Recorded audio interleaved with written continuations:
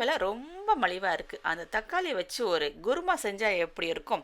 அது இந்த சம்மருக்கு இட்லி தோசைக்கு வந்து சட்னி சாம்பார் இதெல்லாம் வச்சு ரொம்ப போர் அடிச்சிருக்கும் சார். குழு குழுன்னு ஒரு தக்காளி குருமா வச்சு சாப்பிட்டா செமையாக இருக்குங்க. அதுதான் இன்றைக்கி எப்படி செய்கிறதுன்னு பார்க்க போகிறோம்.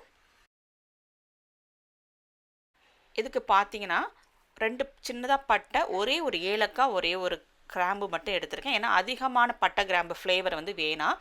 இந்த வெங்காயம் பார்த்தீங்கன்னா தாளிக்கும் போது சேர்க்கறதுக்காண்டி கொஞ்சம் தனியாக எடுத்து வச்சுருக்கேன். அதுக்கப்புறமா கொஞ்சம் பூண்டு, கொஞ்சம் இஞ்சி, அப்புறம் கிட்டத்தட்ட ஒரு 150 கிராம் சின்ன வெங்காயம், ஒரே ஒரு பச்சை மிளகாய், கொஞ்சமாக அரை ஸ்பூன் கசகசா, சோம்பு, மிளகு, அப்புறம் ஜீரகம், ஒரு 4 தக்காளி, கிட்டத்தட்ட அரை கிலோக்கு மேலே வந்துச்சு, ஒரு 600 கிராம்கிட்ட இருக்கும் இந்த தக்காளி. நல்ல பழுத்த தக்காளியாக நல்லா எடுத்துக்கங்க. ஸோ அதான் டேஸ்ட் நல்லாயிருக்கும் அது. இப்போ வந்து நம்ம வதக்கி அரைச்சி நம்ம குருமா செய்ய போகிறோம். வதக்கி அரைக்கிறது கொஞ்சம் எண்ணெய் சேர்த்து நம்ம பட்டை, கிராம்பு, ஏலக்காய், பூண்டு, வெங்காயம், இஞ்சி, அந்த பச்சை மிளகா, அப்புறம் பார்த்திங்கன்னா ஜீரகம், சோம்பு, கசகசா, மிளகு நம்ம எடுத்து வச்சோம்ல அந்த ஜாமான்லாம் எடுத்து நம்ம வதக்க போகிறோம். வதக்கிட்டு இது கூடவே பார்த்திங்கன்னா நம்ம தக்காளியையும் நல்லா சேர்த்து வதக்கி விட்டுக்கலாம். இந்த குருமாவில் பட்டை, கிராம்பு, ஏலக்காயோட ஃப்ளேவர் வந்து அதிகமாக இருக்கக்கூடாது. அப்போ தான் நம்ம வந்து தக்காளியோட டேஸ்ட்டை வந்து உணர்ந்து சாப்பிட முடியும்.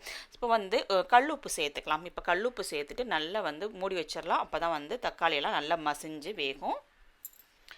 இட்லிக்கு பார்த்தீங்கன்னா சட்னி சாம்பார் இப்படி வச்சு போர் அடிச்சு போயிடும். இது மாதிரி தக்காளி குருமா வச்சு சாப்பிட்ருங்க, செமையாக இருக்கும். வீட்டில் எல்லாருக்கும் பிடிக்கும்.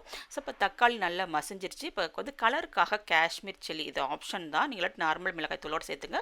கொஞ்சமாக நார்மல் மிளகாய் தூள், அப்புறம் கொஞ்சமாக மல்லித்தூள் சேர்த்து நல்லா மிக்ஸ் பண்ணிக்கலாம். இப்போ எடுத்து வச்சிருந்த தேங்காய் கொஞ்சம் 3 ஸ்பூன் அளவுக்கு பொட்டுக்கடலை, 2 முந்திரி பருப்பு. இந்த பொட்டுக்கடலாம் சேர்க்கும் போது கொஞ்சம் திக்னஸாக இருக்கும் குருமா, அதுக்காக தான் சேர்த்துருக்கேன். ஸோ நல்லா மிக்ஸ் பண்ணி விட்டுட்டு நல்லா ஆறட்டும். ஆறுனதுக்கப்புறம் மிக்ஸில் போட்டு அரைச்சி எடுத்துக்கலாம். இப்போ ஒரு கடாயில் எண்ணெய் ஊற்றி சோம்பு, சின்ன வெங்காயம், அப்புறம் கருவேப்பிலை சேர்த்து நல்லா மிக்ஸ் பண்ணிவிட்டு, இப்போ வந்து மஞ்சத்தூள் நான் முதல்ல சேர்க்கல, அதனால் இப்போ கொஞ்சம் சேர்த்துக்கிறேன். சேர்த்துட்டு நல்லா மிக்ஸ் பண்ணிவிட்டு நம்ம அரைச்சி வச்ச தக்காளி விழுதை வந்து இதில் சேர்த்துக்கலாம்.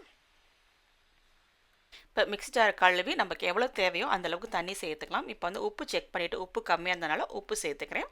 சேர்த்துட்டு நல்லா மிக்ஸ் பண்ணிவிட்டு நல்லா அந்த மாதிரி கொதிக்க விடணும். நல்லா கொதி வந்ததுக்கப்புறமா கொத்தமல்லி தழைகளை தூவி இறக்குனிங்கன்னா சூப்பரான தக்காளி குருமா வந்து ரெடி ஆயிரும். அப்படியே இந்த தக்காளி குருமாவை தோசையில் ஊற்றி பிணைஞ்சு அடித்தாலும் செமையாக இருக்கும். அப்படியே இட்லியில் மிதக்க விட்டு சாப்பிட்டிங்கனாலும் செம சூப்பராக இருக்கும். இந்த சம்மருக்கு குழு குழுன்னு இந்த மாதிரி ஒரு தக்காளி குருமா வச்சு சாப்பிட்டு பாருங்கள், அப்படி இருக்கும். இந்த குருமா ரெசிபி உங்களுக்கு பிடிச்சிருந்தா மறக்காமல் லைக் பண்ணிடுங்க. இது போன்ற ரெசிபிஸ்லாம் நினச்சின்னா மறக்காமல் குறை வீட்டு சேனலை சப்ஸ்கிரைப் பண்ணி சப்போர்ட் பண்ணுங்கள். தேங்க்யூ.